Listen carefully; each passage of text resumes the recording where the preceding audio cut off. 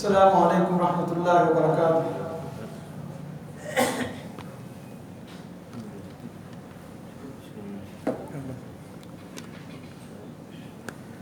الحمدللہ الملک الوہاب اہل المجد والثناء یؤتی الحکمت من یشاء احمدہ سبحانہ حمدا کثیرا طیبا مبارکا فیہ واشهد ان لا اله الا الله وحده لا شريك له واشهد ان سيدنا ونبينا محمد عبد الله ورسوله وصفيه من خلقه وحبيبه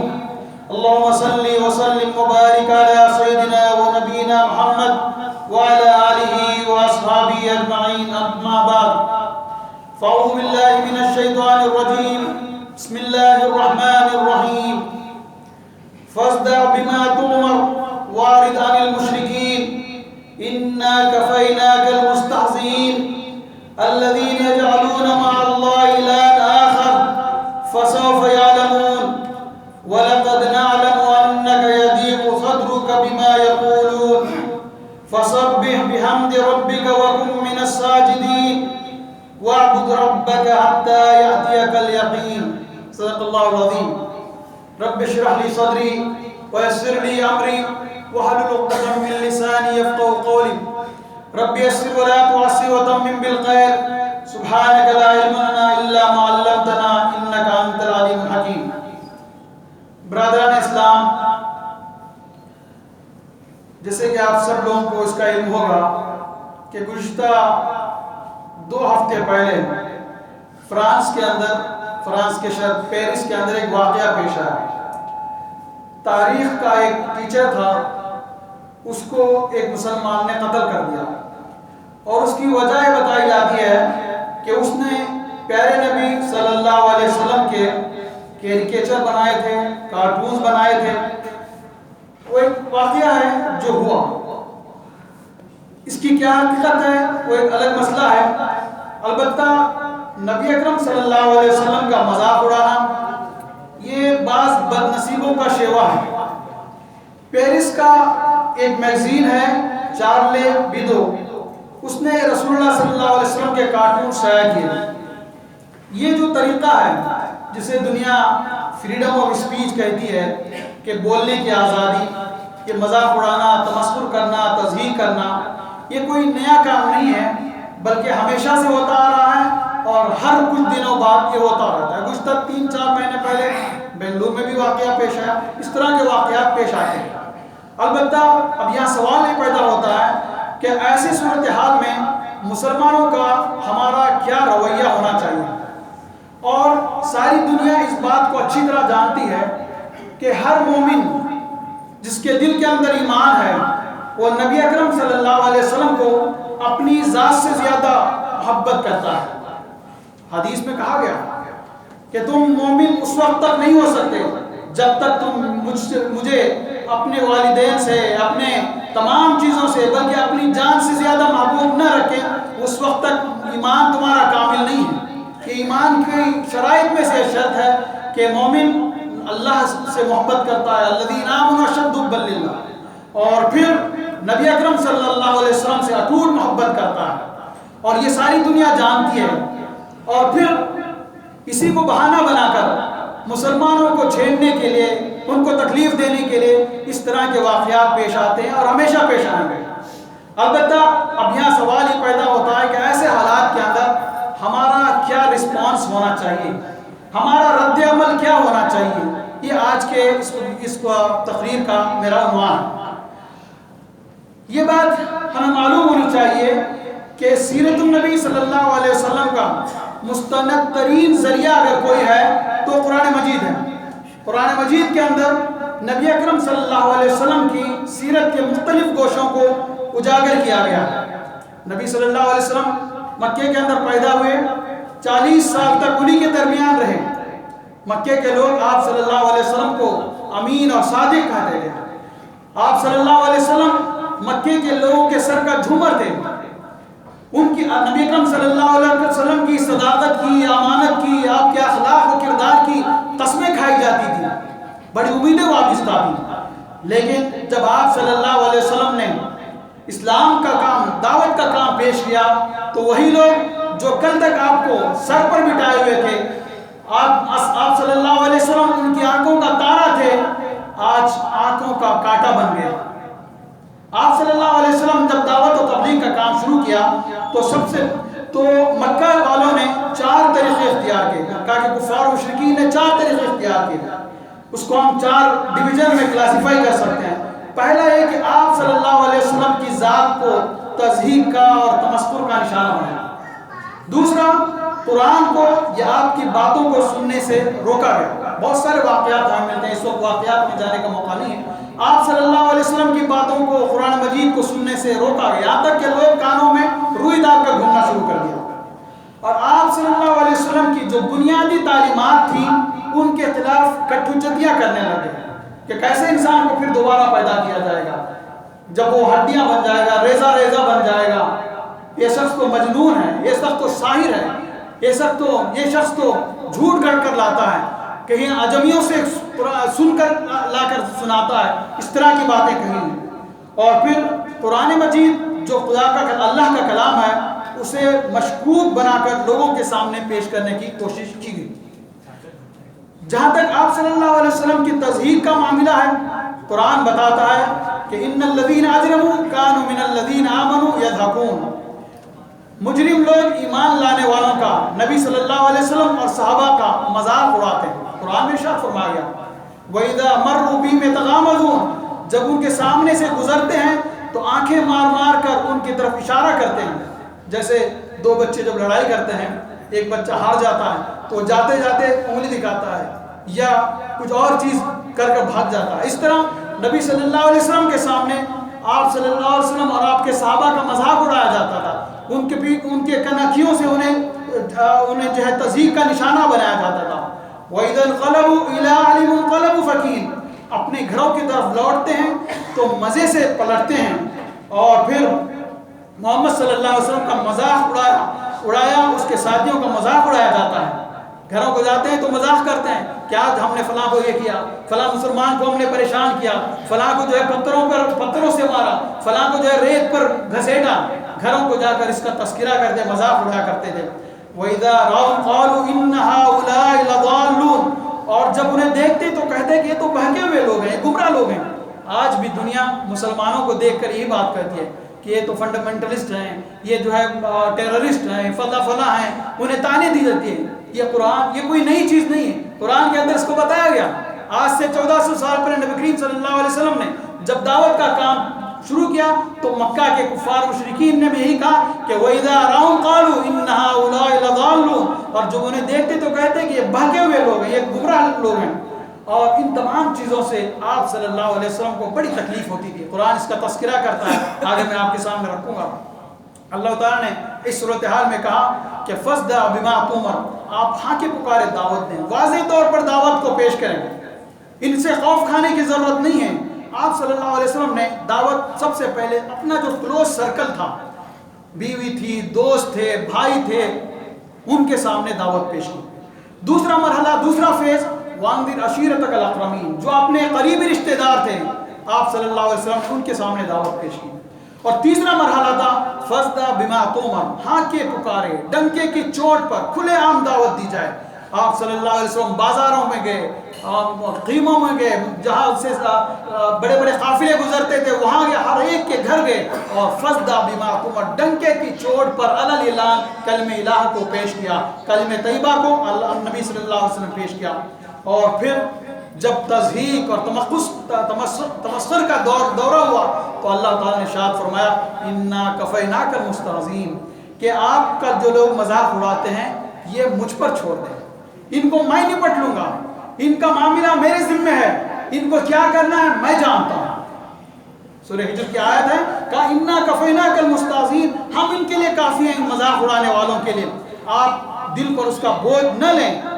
معلوم ہوا کہ آپ صلی اللہ علیہ وسلم کو اس سے بڑی تکلیف ہوتی تھی۔ قرآن کہتا ہے وَلَقَدْ نَعْلَمُ أَنَّكَ يَضِيقُ صَدْرُكَ بِمَا يَقُولُونَ، ہمیں معلوم ہے کہ جو باتیں یہ لوگ بناتے ہیں ان سے تمہارے دل کو تکلیف ہوتی ہے، سخت کوفت ہوتی ہے، ہمیں اس کا علم ہے، لیکن آپ یہ ان مذاق اڑانے والوں کو ہم پر چھوڑ دیں۔ آج بھی نبی صلی اللہ علیہ وسلم کے کارٹونز بنائے جاتے ہیں نعوذ باللہ، تو ہمیں تکلیف ہوتی ہے، ہمیں پریشانی ہوتی ہے، ہمارا خون گرم ہوتا ہے، کیوں؟ ہم ان سے محبت کرتے ہیں، ہماری ایمان کا تقاضا ہے۔ لیکن اللہ تعالیٰ ارشاد فرماتا ہے کہ ان کو اپنے حال پہ چھوڑ دیں، فسوف یعلمون، میں قریب ان کو دیکھ لوں گا، میں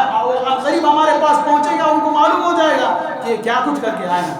مکے کے اندر بہت سارے لوگ تھے جو آپ صلی اللہ علیہ وسلم کا مذاق اڑایا کرتے تھے، آپ کی تضحیق و تسخیر کیا کرتے تھے اور آپ کو تکالیف پہنچایا کرتے تھے، جن میں بڑے مشہور نام جو ہمیں ملتے ہیں، ابو لہب تھا،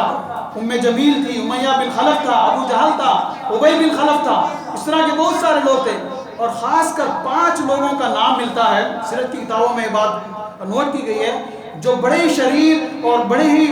خبیث قسم کے لوگ تھے۔ ایک مرتبہ نبی صلی اللہ علیہ وسلم بیت اللہ کا طواف کر رہے تھے، حضرت جبرائیل علیہ السلام تشریف فرماتے ہیں اور آپ صلی اللہ علیہ وسلم سے کہتے ہیں کہ محمد صلی اللہ علیہ وسلم آپ لوگوں کو آئیڈینٹیفائی کریں، وہ لوگ جو آپ کا مذاق اڑاتے ہیں، آپ کو پریشان کرتے ہیں، ان کو آئیڈینٹیفائی کریں۔ تو پھر طواف کے دوران ایک شخص گزرتا ہے، حارث بن طلالہ، آپ صلی اللہ علیہ وسلم اس کی طرف دکھاتے ہیں کہ یہ شخص ہے، تو حضرت جبرائیل علیہ السلام اس کے سر کی طرف اشارہ کرتے ہیں، کچھ ہی دنوں کے بعد اس کا سر پھول جاتا ہے اور سر کے اندر پیپ بھر جاتا ہے اور وہ جو ہے اسی حالت، بڑی تکلیف دہ حالت میں مر جاتا ہے۔ دوسرا شخص تھا ابو زمان اسود بن مطلب، حضرت جبرائیل علیہ السلام ایک پتا اس کی طرف پھینکتے ہیں اور پتا اس کی آنکھ میں جاتا ہے اور پھر اندھا ہو جاتا ہے اور بعد میں بڑی تکلیف کے ساتھ اس کی بھی موت ہو جاتی ہے۔ ایک اور تیسرا شخص کا نام ملتا ہے اسود بن یغوث، حضرت جبرائیل علیہ السلام اس کے پیٹ کی طرف اشارہ کرتے ہیں، اس کا پیٹ پھول جاتا ہے اور اسے ڈراپسی کا یعنی استفسا کا مرض لاحق ہو جاتا ہے، اس کے پیٹ کے اندر پانی بھر جاتا ہے، پیٹ بھر جاتا ہے اور پھر وہ جو ہے مر جاتا ہے۔ اور پھر چوتھا شخص ولید بن مغیرہ وہاں سے گزرتا ہے، تو حضرت جبرائیل علیہ السلام ولید بن مغیرہ کے پیر کے اندر ایک تیر کا زخم تھا، اس کی طرف اشارہ کرتے ہیں، تو پھر وہ زخم اس کا بھر جاتا ہے، پھول جاتا ہے اس کا پیر کاٹ دیا جاتا ہے اور اسی کو کراتے ہوئے اس زخم کے اندر وہ مر جاتا ہے۔ اور 5واں شخص عائص بن وائل تھا، یہ طائف کا شخص تھا، یہ نبی صلی اللہ علیہ وسلم کے اشارے پر حضرت جبرائیل علیہ السلام اس کے تلوے کی طرف اشارہ کرتے ہیں اور وہ جب گدھے پر بیٹھ کر طائف کی طرف جا رہا تھا، اس کا گدھا بیٹھتا ہے تو اس کے تلوے کے اندر کوئی زہر کا کوئی کیا کہتے ہیں کوئی کانٹا چبھ جاتا ہے اور پھر وہ اس کانٹا چبھنے سے اس زہر سے اس کی موت واقع ہوتی ہے۔ تو کہا گیا انا کفیناک المستہزئین، ہم کافی ہیں ان مذاق اڑانے والوں کے لیے۔ اور پھر آگے ارشاد فرمایا گیا فسبح بحمد ربک وکن من الساجدین، آپ کو چاہیے کہ آپ اپنے رب کی حمد و ثنا کریں، آپ اللہ کی تسبیح کریں، ان سے نپٹنا یہ ہمارا کام ہے۔ اور پھر آپ صلی اللہ علیہ وسلم کی ذات کی تصدیق، قرآن کو یا آپ کی باتوں کو یہ تھا پہلا کہ آپ صلی اللہ علیہ وسلم کی ذات کی تصدیق کرنا، دوسرا قرآن کو یا آپ کی باتوں کو سننے سے انکار کرنا اور لوگوں کو روکنا۔ ہمیں معلوم ہے کہ سورہ لقمان کے اندر ملتا ہے وَمِنَ النَّاسِ مَن يَشْتَرِي لَهْوَ الْحَدِيثِ لِيُضِلَّ عَن سَبِيلِ کو نظر بن حارث ایک شخص تھا جو ایران سے جا کر کہانیوں کی کتابیں لاتا ہے اور جہاں نبی کریم صلی اللہ علیہ وسلم قرآن کی تلاوت کر کے سناتے تھے تو یہ شخص گانے والی لونڈیوں کو ہائر کر کے وہ گانے سناتا تاکہ اللہ کے نبی کی باتوں کو، قرآن کو انسانوں تک پہنچ نہ پائے۔ تیسری چیز جو کٹ حجتی تھی توحید کے خلاف، باپ دادا کی جو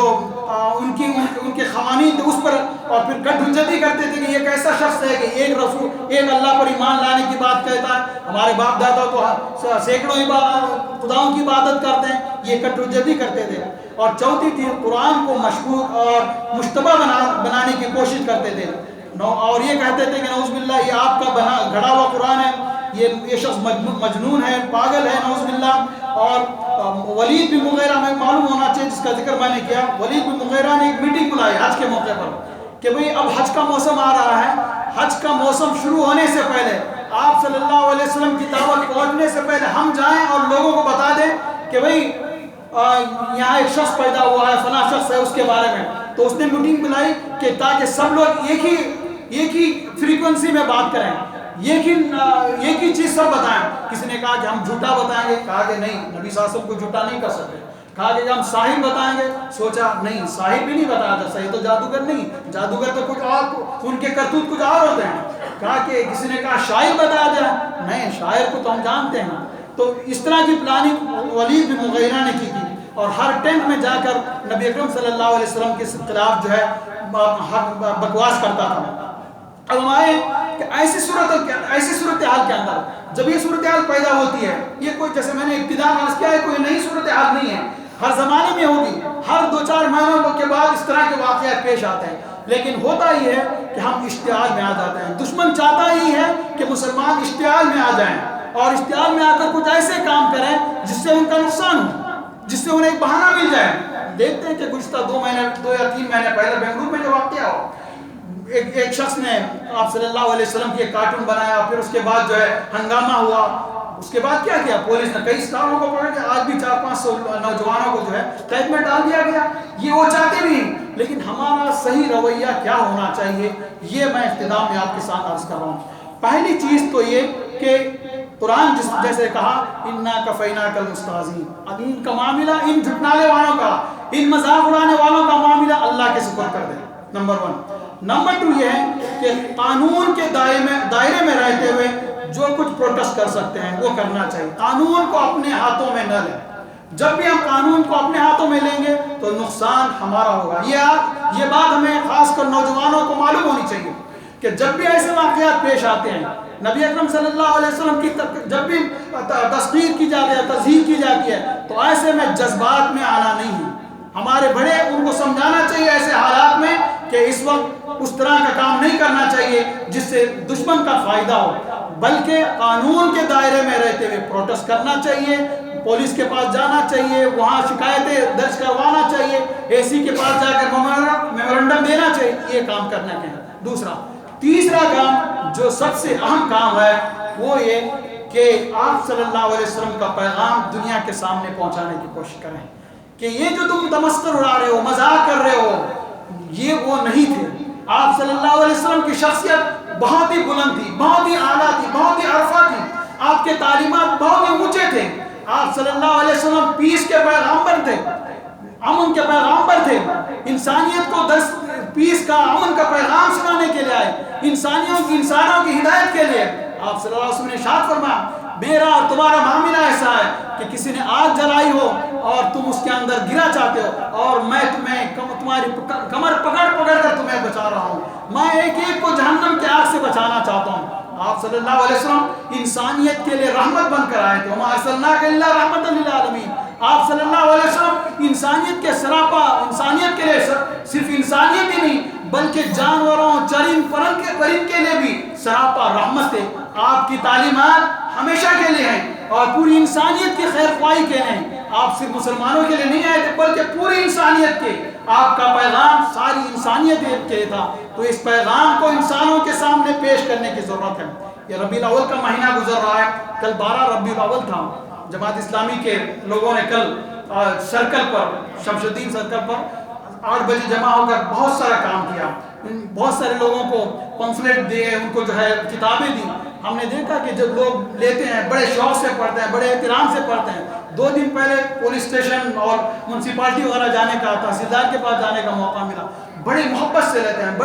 بڑے جو ہے احترام سے کتاب کو لیتے ہیں، کھڑے ہو کر لیتے ہیں اور کہتے ہیں کہ ہم اس کو پڑھیں گے، ہمیں اس کو پڑھنا چاہیے۔ تو یہ کام ہمیں کرنے کا ہے، جذبات میں آنا نہیں ہے بلکہ آپ صلی اللہ علیہ وسلم کی جو تعلیمات ہیں، آپ کی جو رہنمائی ہیں، ان تعلیمات کو انسانوں کے سامنے پیش کرنا ہے۔ یہی سیرت کا پیغام ہے۔ اگر ہم یہ کام کریں گے تو پھر ہماری جو سچی محبت ہے نبی اکرم صلی اللہ علیہ وسلم سے، ہمارا جو سچا پکا لگاؤ ہے، اس کا اظہار ہم نبی اکرم صلی اللہ علیہ وسلم کے پیغام کو ساری انسانیت کے سامنے پہنچا کر سکتے ہیں۔ میں اس پلیٹ فارم سے آپ